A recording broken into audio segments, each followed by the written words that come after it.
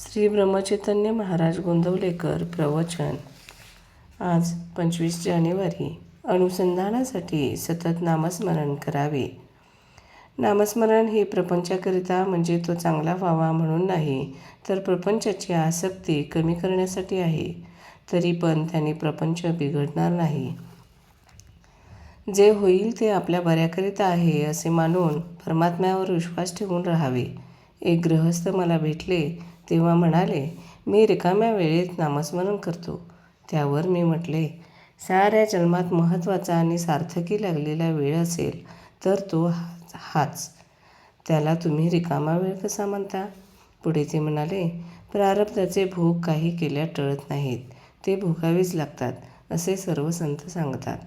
हे जर खरे तर प्रारब्धाचे भोग आपण भोगत असताना त्यामध्ये भगवंताच्या स्मरणाची काय गरज आहे? खरोखर हा प्रश्न अगदी बरोबर आहे.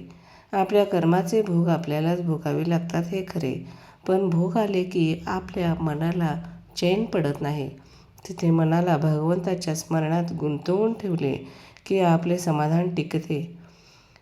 आपल्या सध्याच्या अवस्थेमध्ये भगवंताच्या इच्छेने घडायचे ते घडते असे मानणे किंवा भगवंत चांगले करील असा विश्वास ठेवून वागणे हेच सोपे जाईल.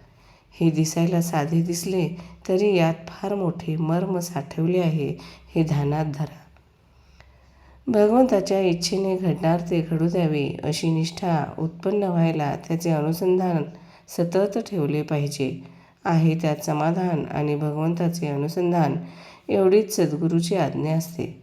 दुसऱ्याने आपल्याला दुःख दिले असता आपले अनुसंधान चुकते ही त्याची नव्हे, आपली चूक आहे. विषय कसा सुटेल? मन एकाग्र कसे होईल? हे न कळले तरी चालेल. सोडण्याच्या गोष्टीचा अभ्यास करण्यापेक्षा धरण्याच्या गोष्टीचा म्हणजे अनुसंधानाचा अभ्यास करावा. एक भगवंताचे अनुसंधान ठेवले की सर्व गुण आपोआपच वाढतील. ते कसे? तर शरीराचे अवयव सारख्या प्रमाणात वाढतात तसे. झाडाच्या मुळाला पाणी घातले की त्याच्या सर्व भागांना पाणी पोहोचते. तसे भगवंताचा विसर पडू न दिला तर सर्व काही बरोबर होते. अज्ञानाच्या अंधकाराने दुःख भोगत असताना तू माझे स्मरण, माझे अनुसंधान ठेव म्हणजे तुला पुढे उजेड दिसेल असे गीतेमध्ये प्रत्यक्ष श्रीकृष्णच अर्जुनाला सुचवित आहेत. दिवा जळायला हवा असेल तर त्यामध्ये सतत तेल घातले पाहिजे.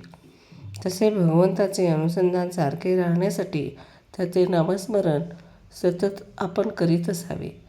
ज्याचे अनुसंधान अखंड टिकले त्याचे खाणे, पिणे, उठणे, बसणे वगैरे सर्व क्रिया भगवंताची सेवाच बनतात.